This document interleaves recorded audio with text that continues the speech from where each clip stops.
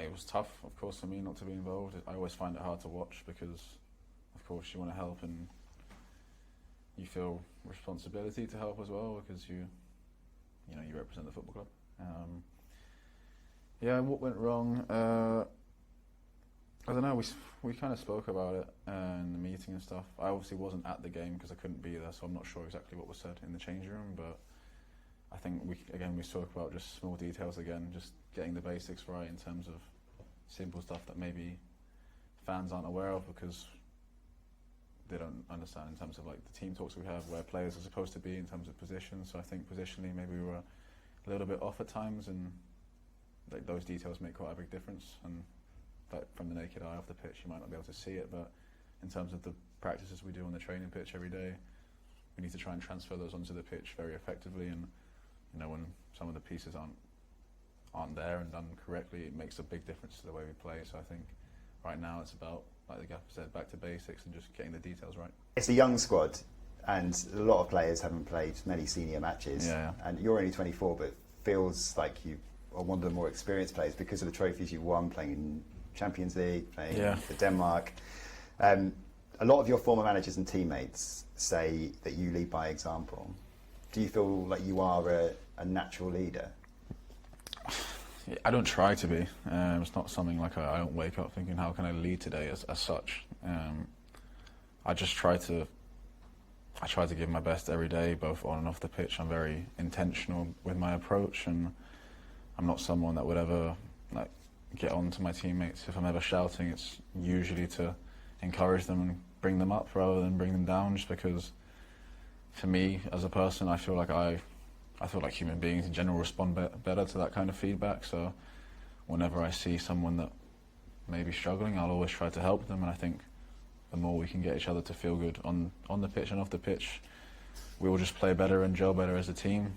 But yeah, going back to your point, I wouldn't brand myself as a leader, but I try to take responsibility for what I can do on the pitch, and I try to be as calm as possible because I think that transfers onto other people as well. When you came in, there was a natural comparison between yourself and Pascal Gross because he'd only just moved on, and because of your goals and assist record, both of you, over the past few seasons. Is that something you were aware of, and did it add any extra pressure? If it did? I mean, I knew I somewhat was not his replacement, but I knew him leaving and me coming in was, similar position-ish and etc. But I think he's his player, I'm my player. I don't think it's fair to compare either of us, and he's done so many great things for this football club, and I've only been here for a short space of time, so I wouldn't by no means put myself on that level in terms of Brighton's success yet. I'll try and do my best. I'll try and get to a good level and help the club push higher, because I think we should be challenging a lot higher than we are in the table, and I think that should be our intention. But in terms of the pressure, of course there's pressure whenever you move club, whenever you take on a new challenge, but I think I'm mentally in a place where I can not let it affect me too much, just because I'm quite mindful of these things and I do a lot of work off the pitch on that kind of stuff.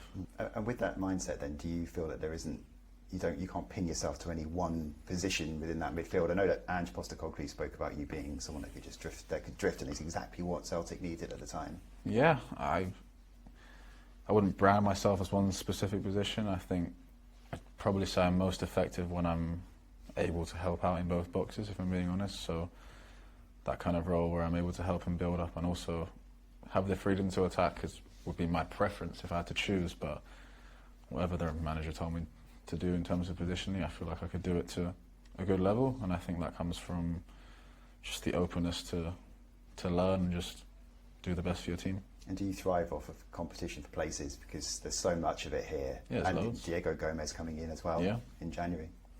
I mean, I think you need that at all good football clubs to have any sort of success as well, right? All the best teams have numerous good players, and like we have now, there's always injuries, there's always whatnot, and I never try to look at it from a point of view as direct competition with them. I use it more of a, how can we make each other better, and if we do that, then the team just gets better naturally. Yeah, West Ham on Saturday then, there's still a little bit of pressure on their manager, but they've had a bit of a uptick in results recently. What have you made of them? Have you seen much of them? Yeah, I watched the game against Bournemouth the other night. I mean, they've still got so many good players, right? It's the Premier League, so every team's got quality. So it's not a game just because they're not having the best start of the season. We can, come off it or, not give it our all, because I think every game requires that, and not exactly sure what to expect because you never know what each game poses. But I think for us to have any success, we need to be, on it with all the details. And you're all learning, right? It's like I said, young squad, but really exciting potential. Young squad, but we need to also be effective as soon as possible. So I think, youth is great, but we need to be on it.